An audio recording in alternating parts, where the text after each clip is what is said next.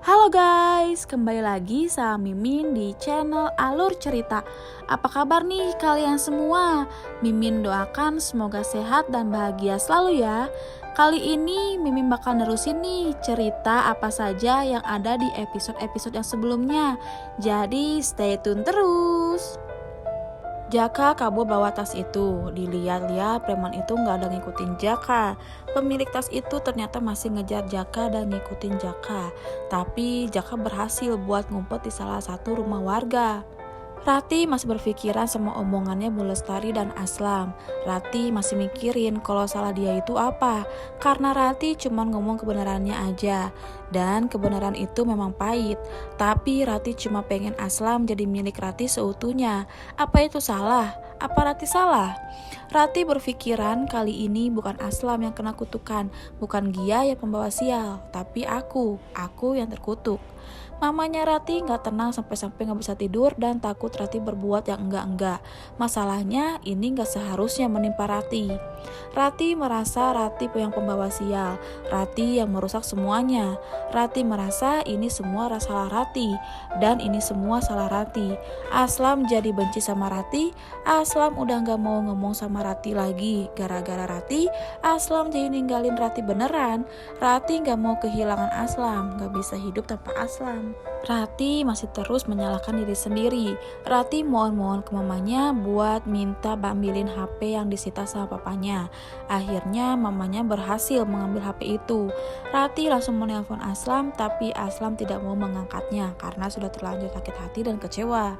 Rati terus-terusan menelpon Aslam. Aslam kesal dan bilang jangan hubungin aku lagi dan langsung melempar HP-nya. Aslam sangat-sangat terpukul. Bu Hamiza langsung datengin Aslam dan minta maaf kalau misalkan Bu Hamiza ikut campur. Bu Hamiza tahu kalau Aslam ini benar-benar sangat kecewa sama Rati. Tapi Aslam harus ingat, jangan sampai kamu hilang kendali ya Aslam. Aslam bingung banget. Bu Hamiza bilang Aslam ini gak punya kutukan. Bu Hamiza bilang kalau Aslam juga gak kena kutukan sama sekali. Tapi kenapa masalah yang datang itu selalu terus menerus dan gak berhenti. Masalah yang datang selalu bertubi-tubi. Aslam ini cuma ingin hidup normal, pengen jadi seperti laki-laki biasa, punya orang yang disayangi, tapi seolah-olah itu semua gak pernah terjadi sama Aslam. Bu Hamiza langsung menasihatin Aslam dan menjelaskan semuanya. Gak ada kutukan itu. Apapun yang terjadi dalam hidup kamu, apapun yang menurut kamu itu buruk, itu bukan kutukan, tapi itu ujian dari Allah. Supaya Aslam berpikir apakah memang Rati itu gadis yang tepat buat kamu, atau Rati itu gadis yang terbaik buat kamu atau tidak. Aslam kebingungan kenapa Rati gak bisa bersikap dewasa seperti Gia. Gia memohon kepada Allah minta tolong untuk bantu Rati dan Aslam. Mudahkanlah untuk mereka bersatu dan mereka saling membutuhkan. Mereka tidak bisa hidup satu sama lain. Satukanlah mereka. Lagi-lagi Gia masih terus-terusan mikirin perasaan Rati dan ingin membuat Rati dan Aslam itu bersatu. Rati merengek-rengek ke mamanya karena Aslam gak ngangkat terus telepon Rati.